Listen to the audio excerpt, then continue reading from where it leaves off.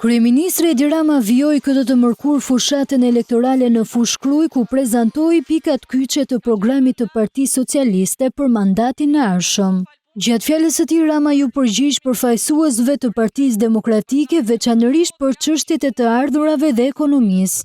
Jemi ngarë me Gjermaninë e bote bufi, kur ishte në qeveri. Flet këneta, s'ka buk, s'ka ujë, s'ka prodhim, s'ka punë, s'ka asgjë, ndërkohë që eksportet, do me thënë prodhimet tona, prodhimi jonë, ishin 9.3 miliard dhe kanë shkuar 9.1 miliard, 3 herë më shumë. Për 350 apartamentet e fundit të ndërtuara në kuadër të programit të rindërtimit, Rama njoftoi se do të shpërndahen pas zgjedhjeve.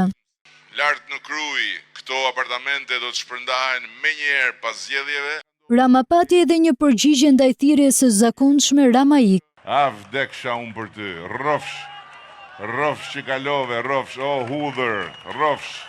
Rama njoftoi se nga janari i ardhshëm do të dyfishohet mbështetja për nënat dhe fëmijët me aftësi të veçanta, ndërsa bonusi i bebeve do të zëvendësohet me mbështetje mujore sipas numrit të fëmijëve në familje.